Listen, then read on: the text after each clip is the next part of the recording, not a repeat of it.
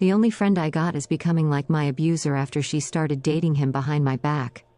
I've tried to write this out for days now, but I keep getting too upset to concentrate, so this might be a bit jumpy.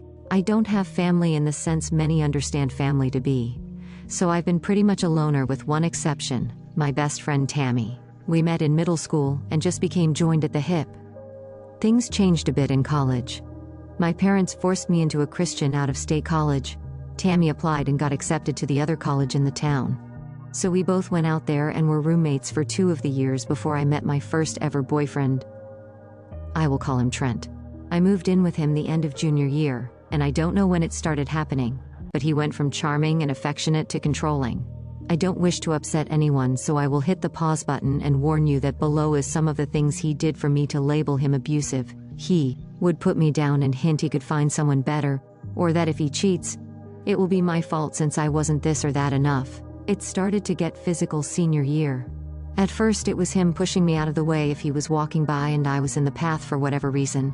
Then he would slap me in arguments calling me worthless, a waste of his time and young years, a broken toy no one will love. I didn't have any real self-esteem, so I stayed, thinking I was the problem, and when I called home about it, I was told that the problem was me. I started to make my exit plan the day after I graduated. He had proposed, and I hesitated, and he screamed at me to ask why. Then he swung and punched the wall right next to my head. I fell to the floor in fear, and he tried to comfort me and basically forced me into intimacy. When I woke up the next morning, the ring was on my finger, and he forced me again and later called it make-up intimacy, saying he forgave me for the way I treated him. That is the extremely short explanation, but there are so many stories of him forcing me into bed, hitting me or threatening to unaliving me and more. So, I started to make a plan. I found a shelter in the city nearby. I started hiding things in the trunk of my car. I was in the service industry then, and so I would take more shifts whenever I could and hide my cash tips and a box of tampons in my purse. And I finally was ready and left him, left my phone, I had a new cheap one, and never went back. Tammy knew him and lived near us, but she didn't know about my plan. She messaged me on social media and I told her what happened, all of what happened, so she played dumb when he came around asking where I was, spinning the story that I was suicide, and he is calling the police to find me. He never found me. That was years ago. I am now 36, and Tammy is too. Trent is 38. Tammy became a bit religious, but I told her as long as she is happy and safe, I don't care what she leans on in faith. She started to invite me out to her church 4 years ago, and I kept saying no, until I very firmly said if she brought it up again, I would just walk out or hang up. I'm not against anyone believing what they want, I just don't want or need to be sucked into it. I honestly do not mean any offense to anyone of any faith. I myself am just agnostic, and if that ever will change, I will decide on my own, but I doubt it will. She got a job 2 years ago overseas. I acted excited for her, and I was, but I was also deeply devastated.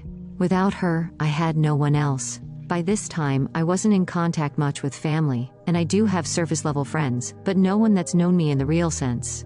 I worked it out with my counselor and just carried on. We stayed in touch online, and video chatted a lot. She would show me London, and I would show her my transition to moving to Texas. We would chronicle our explorations of our new cities, and then one day, it started to slow down on her end, right around the time she went to visit a friend in our old college town. She then asked if she flew to Texas sometime this summer. Could she stay with me a few days, and I excitedly agreed. So early this month, just a few weeks ago, she came here. She was off the whole first day, but I figured she was tired. Then the next day we went out and got drunk. She started to cry, and I got us an Uber back to my place and asked her what was wrong.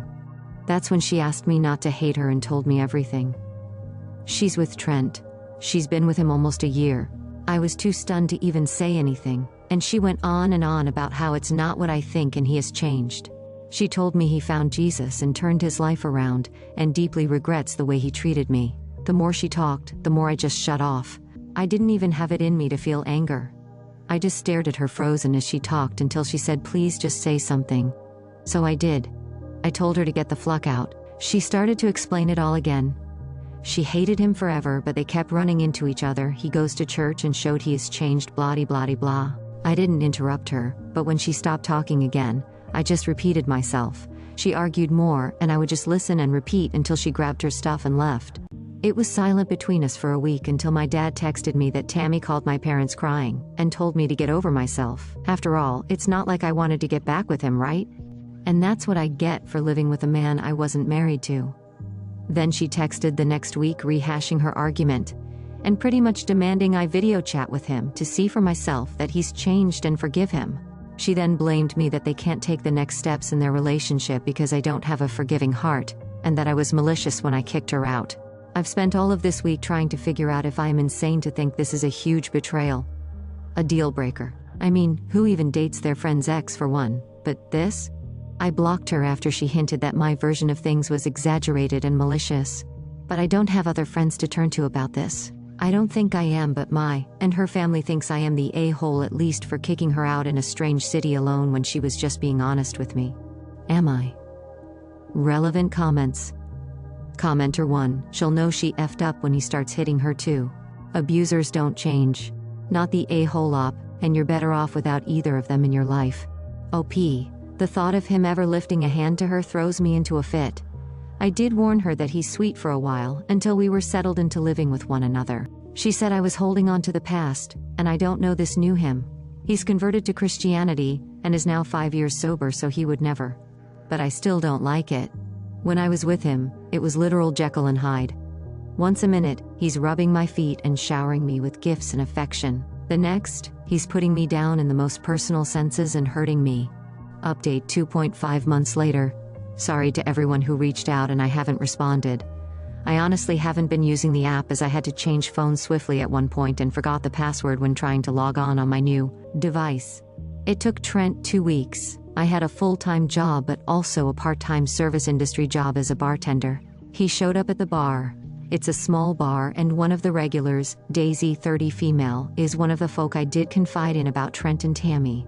When Trent walked in, I happened to be chatting with Daisy, and she saw my reaction. She asked what was wrong, and I told her that it was Trent. She wasted no time and went to get my manager. Trent sat at the end of the bar, and I took my time checking in on my other bar guests, until my manager Heather 50 female came out with the other 2 bartenders, both males 30. Trent had already begun knocking on the bar asking for service loudly, and I had been ignoring him.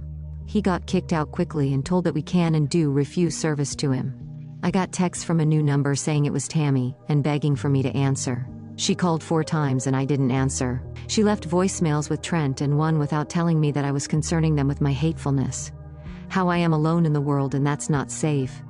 Who would I turn to if someone broke into my home at night? Things of that nature and religious crap sprinkled in. I was still on the clock and Daisy suggested I stay at her parents'. I know her mom who sometimes comes with her to the bar. At that point I was shaken enough to take them up on it. Daisy's mom, Rose 60 female, has been sweet enough to let me stay rent-free for as long as I needed, but I eventually moved in with one of the servers at the bar. She helped me look for legal representation and I filed for a restraining order using screenshots I had emailed myself prior, old voicemails.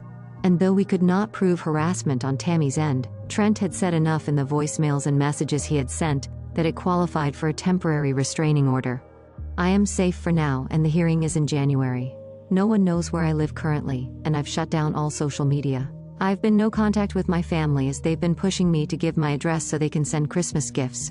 But when I gave them a P.O. box Daisy is allowing me to use, they got angry it wasn't an home address, and that was suspicious enough for me not to trust them. It's strange, but I am slowly making friendships. And seeing a counselor helps with the stress. Trent is pretty much blacklisted from the square of bars where my bar is. Word gets around. I've not walked alone a single shift since. And that's my update. Not perfect, but I remembered my password when I was checking my email for any additional stuff to send to my lawyer, and wanted to let every person concerned about me that I am okay. When this is resolved, I will try to update with more detail. Top comments. Commenter 1. Who would I turn to if someone broke into my home at night? What, did she want you to turn to her so she could start dating the intruder? Commenter 2. Interesting how Tammy tried to isolate you by claiming you have no one to help you. And then it turns out you have Daisy, and Rose, and your boss and co-workers, and the people who run the surrounding bars. Classic abuser tactics. Sadly, she must be learning from Trent. Stay strong. You've got this.